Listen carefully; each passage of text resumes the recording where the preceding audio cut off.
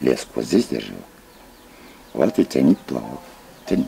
11 яшьлек Ариана babasының балык тоту әсбаплары турында сөйләгәнен игътибар белән тыңлый. Кармак күтәреп, аның да балык тотарга барасы килә. Шикер, кәрәкә, шуртан, алабуга артыннан ерак йөрисе түгел. Авылдагы буада да тотарга мөмкин. Капиталь ремонт чорында суны агызып торганнар. Шуңа да тәмле уханың тип кушылмасы артыннан еракка барганнар.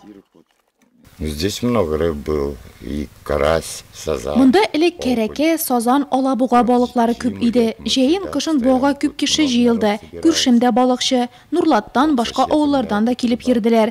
Хәзер ремонт бара, чөнки буа авария хәлендә иде. Ярларын үләннәр басты, балык та үрчүдән туктады. Хәзер менә янә балык тота башлауны көтәбез. Үзебез дә вак балыклар алып кайтып суга җибәрәбез. Балык үрчетәсебез килә.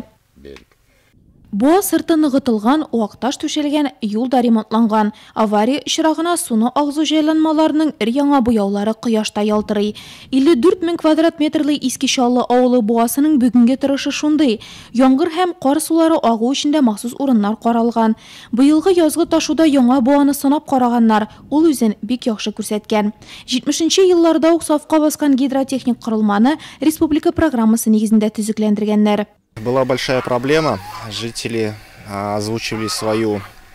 Элек бу җитди проблема иде. Авыл җирлегендә яшәүчеләр борчуларын гел әйтә килде. Бу җимерек хәлдә су җибәрү җайланмасы эшләми.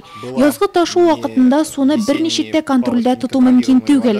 Район башлыгы Раил Кузюров тырышлыгы белән экология министрлыгы программасы нигезендә биредә капиталь ремонт үткәрелде. Яңартылган буабыз бик матур. Хәзер аңа вак балык җибәрәсе генә калды һәм без бик канәгать булачакбыз. Тагы бер республика программасы Искешаллыга караңгылыктан котылырга ярдәм иткән. Авыл җирендә урамнарны яктыртуны торгызу программасы нигезендә хәзер авылның 5 төп урамы кичен дә, төнлә дә энергияны саклаучы яктырткычлардан ялт итеп тора.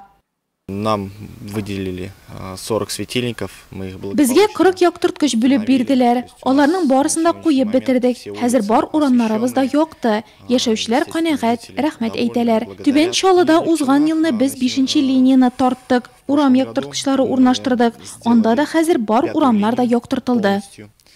Авыл җирлегенә караган Уртачаллы авылында да диодлы 13 яктырткыч куясы калган. Шуның белән быел авыл җирлегендә урамнарны яктырту проблемасын тулысынча шишәргә ниятлиләр.